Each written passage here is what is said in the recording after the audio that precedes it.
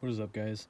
This is a quick review on a '01 Passat V6 30 valve 2.8, and it's pretty much if you guys want to have the cold air intake installed on this engine or not, since there's not too many modifications that can be done. There's really a supercharger kit that just costs a fortune, and bigger injectors with like a stage 1 tune. So I pretty much use a 3-inch all the way with the 45. Then to make this all work, you have to have an adapter to your mass airflow sensor so you can hook up your cone filter to it, since there's not a double-sided clamp area where you can just clamp onto. But in my opinion, there's good results. You barely pressing on the gas. It kind of just has less restrictions, so obviously just a little bit better throttle response. I can feel it through the entire power band, and the engine just sounds extremely cool. One thing that I did notice is that you really need to have a good heat shield in here, otherwise you're just going to be sucking in a lot of hot air, and that's why I use this 45 right here to kind of bring the filter down a little bit lower, with also this old battery cover that's used for my heat shield, along with this aluminum sheet that you could get that kind of reflect heat by your transmission. You could pull those from the junkyard for like $1. This whole project cost me a little over $40. I had the cone filter, and there's a vacuum induction pump lower, and has a tube right here that was originally plugged into the top of your air box, where it's just sucking in filtered air so you're not bringing in a bunch of moisture. And to pretty much just fix that for this type of setup, you could either plug it in to your cold air intake somewhere in here. I chose not to, and it would just be a lot easier to pretty much put another filter on that way no moisture gets through the pump and so on. Other than that, this was a super easy install.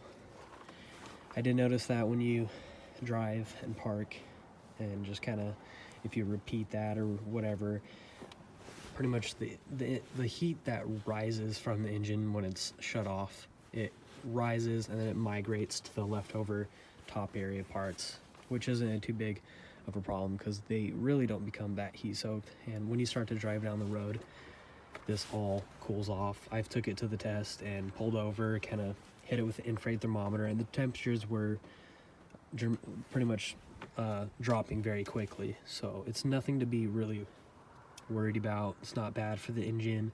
It's just something that I've noticed. Maybe in super hot areas, you might want to add in like a little bit of insulation here, like what I did just for this area.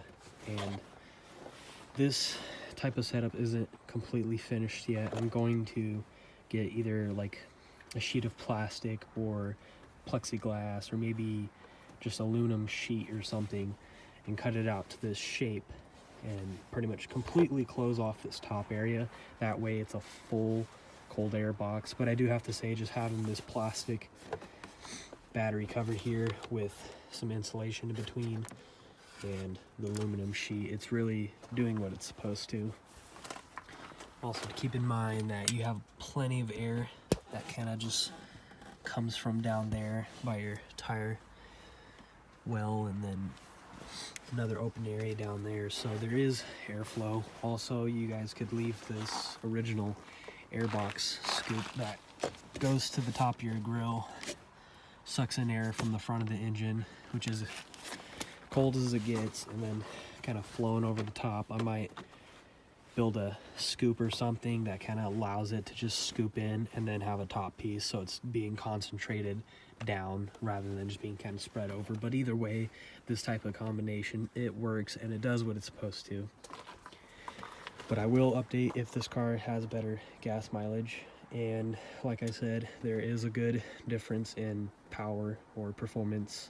People say you could get 10 to 15% in performance, so maybe like 5 horsepower, 10 at the absolute max if it's just done right. And I mean, they do these on Audis, A4s, I mean all kinds of V6s, so why not on this one? And that's my opinion. A lot of people agree that the stock airbox flows enough, but that does get hot with the thin tubing above the engine. That also gets hot, heat seeps through it. Not so much if you're just driving on highway constantly, but there is some restriction there with they have a snow screen or another screen that sits right here in the original airbox, and then there's like a flap on the bottom that kind of, when it's at high vacuum pressures or when you're really stepping on it, the flap kind of just opens up at the bottom and allows the stock airbox to kind of suck in more airflow. But with this type of setup, there's no restrictions, it's not waiting for nothing, and it's just pretty much immediate. So you do get good performance out of these. And if you guys have any other questions, just go ahead and let me know. Comment, subscribe, and thanks for watching.